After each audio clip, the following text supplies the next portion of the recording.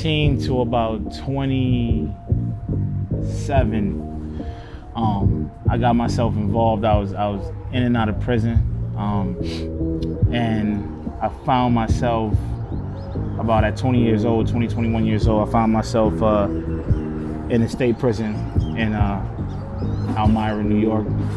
You know, my whole life has been dictated upon a whole bunch of people, the system saying that, you know, I wouldn't be able to make it doing this, I wouldn't be able to make it doing that, especially being a kid from the inner city. You know, chances are real limited on our success. It's like they give us two options. Either you're gonna play sports or you're gonna sell drugs. And those are the only options I know for myself that I thought I had. You know, either I was gonna sell drugs or I was gonna play sports. And once the dreams of sports fell apart, then all I had left was selling drugs, right? And that's all I did. You know, all my friends sold drugs. The people that I looked up to in my neighborhood, they sold drugs. So I fell into the trap of just selling drugs, man. And you know, that's what I did. I was very good at it, but I knew it was something better for me. I knew that wasn't my purpose. Like, God didn't put me on this earth to be a drug dealer, you know. But that was the card that was dealt to me, and that's the card that I played.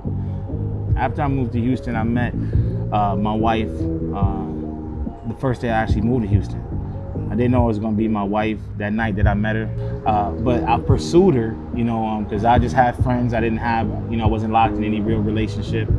And as I pursued her, she didn't give me any feedback, you know what I mean? And that kind of made me more interested, because I'm like, yo, like, you know, I'm used to, you know, me giving somebody attention and she just, you know, running towards the attention, right? Because that's how it was for basically all my life that I can remember. You know, I never had to chase and give somebody, you know, more of my time. But so I finally text her and I say, listen, what was the point of you giving me your number? You know, like, why did you give me a number if you wasn't gonna call me or respond to a text? And about 5 hours later, she responded and was like, hey, listen, I'm sorry, but like, I'm at work. And like, while I'm at work, I just turn my phone off. Like, you know, I don't get distracted while I'm at work. And to me, that was the biggest turn on. I was turned on by a woman that was so dedicated at her work and being great at her job that she didn't have any time for me. Like, I was a distraction. And she was a real estate agent. And I started to ask her a bunch of questions about real estate. Like, every night from 6 p.m.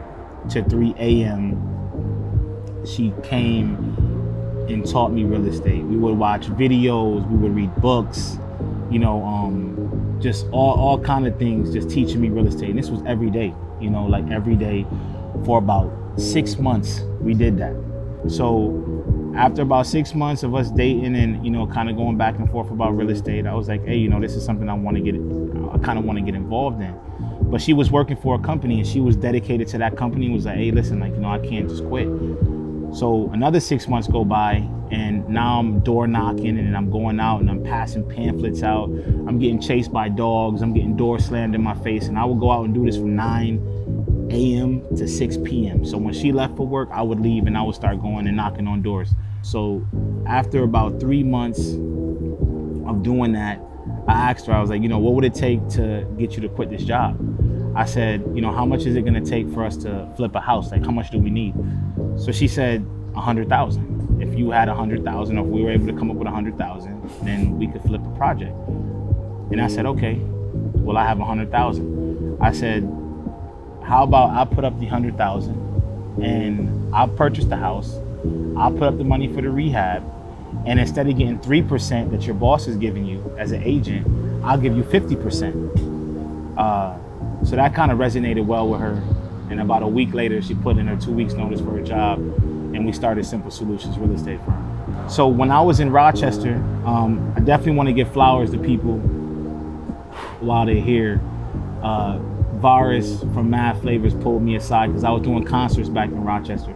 You know, he came to me and he was like, hey, listen, man, like, you know, what are you doing? You know, you're doing very well out here. I see the success. And he was like, yo, what are you doing with your money? At that time, I'm just buying jewelry and cars, because that's all I knew, you know what I mean? And he's like, nah, man, it's more to life than jewelry and cars. He was like, you know, I'm gonna set you up, take you to these auctions. You're gonna start to buy some houses. He started telling me what I was gonna do with my money. And he started to set me up on a plan, like, we're gonna do this, we're gonna take you to this auction, you're gonna buy this many houses. And that's what I did. But that's all I knew before I moved to Houston, was just buy a house from the auction, fix it up, and rent it. That was it. I didn't know anything about equity, you know, I didn't know anything about appreciation, I didn't know anything about ARVs, I didn't know, you know, anything about wholesaling, you know, nothing. You know, it was just go to the auction, buy some houses, and rent them. Real estate is huge, man. It's so many different components in real estate. You know, so when people come up to me and they're like, hey, listen, I want to get involved in real estate. I'm like, in what aspect? It's so many different aspects. Do you want to be a flipper? Do you want to buy and hold? You know, do you want to be a wholesaler? Do you want to be an investor? Do you want to be an agent? Do you want to be a broker? You know, what is it exactly that you want to do? And it's vital that I spread this information to the world, because as I'm talking into this camera, I'm hoping that I resonate with a dude or a woman right now that's just tired. You're tired of whatever it is that you're doing, whether it be selling drugs, working a 9 to 5, whether it's prostitution, whether it's stripping. You're just tired, right? And you don't know what to do. And I always tell my brothers, you know, the thing that separates, what I've learned, that separates the rich from the poor is information. You know, we come from similar backgrounds. I too stood on corners and hustled to you know, make ends meet. And again, not to say I had it hard, but I just chose that path for whatever reason. Honestly, I don't regret nothing I did in life. I've been to the penitentiary.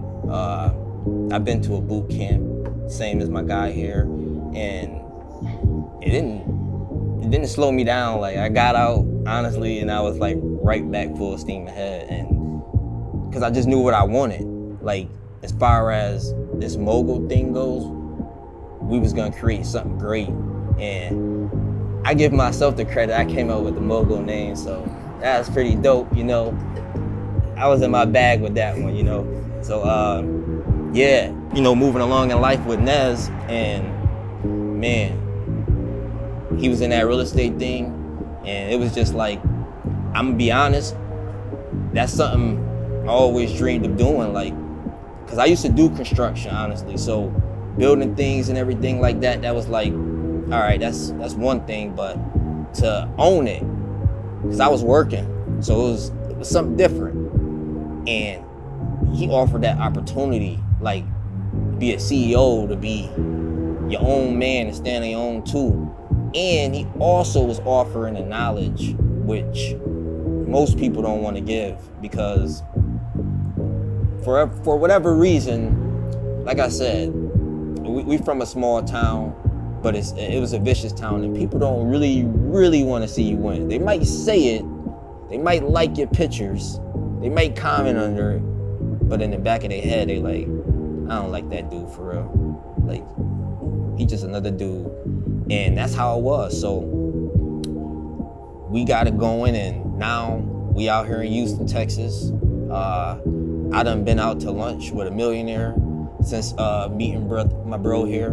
And what I can say is, hey, listen, I was there and I was like jotting things down, and it was just an experience, man, because I never met a millionaire for real. So that was just mind-boggling right there. And I'll never forget that experience, like, just even to put me in a room like that and to be able to just, I could even openly ask questions. I wasn't there as a stool pigeon or nothing. Like, you got something to say, ask. And that was like, yeah, that's different right there. He just got tired of you know, hiding success for real. You know, like, I see Unc living, he doing what he want to do. And where we from, you really can't do what you want to do unless you have financial stability behind you. At the end of the day, I'm just listening to Unc, soaking everything in, because, like I said, I know his background. I seen him go from, you know, the negative to the positive, and you know, motherfucker want to be like you. You know, we don't want to hide. We don't want to hide it. We want to put it out there. You know what I'm saying? So Unc just feed me jewels. And one thing about it is people don't just give jewels away, man. They make you pay for them, you know what I'm saying? And he would just shoot me the jewels and I caught everything, you know, like to the point he telling me like, you know, about it just don't be one guy owning things down here. You know, it'd be a bunch of great men together or women together that put things together.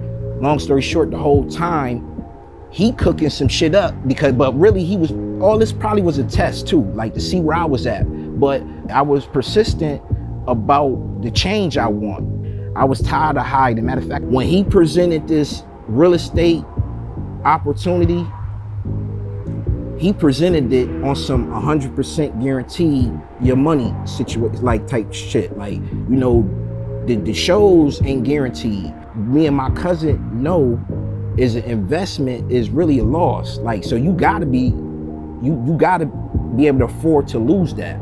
You know what I'm saying? So really, we, you know, I ain't gonna say we ain't give a fuck, but you know, damn, Unc's still this great motherfucker that I know. You know, Unc, what else you got on the table? You know, matter of fact, the shit you probably was hiding from me with the real estate, Unc, goddamn, I'm ready now. You know, so one thing I can say about the man don't hold no knowledge. He don't hold no numbers. To be genuine, the aura and the vibe, I feel like once that's right, you can get some money with a motherfucker. You know, so we just fell in love. You know, but at the same time, Unc had, you know, his partner, you know, which is his wife, Christina. Shout out to her too, because like I said, I feel like, you know, Unc the boss, but really she the boss, you know what I'm saying? And we even made his wife, she ain't even really know us like that. We didn't made his wife a believer by just being on him.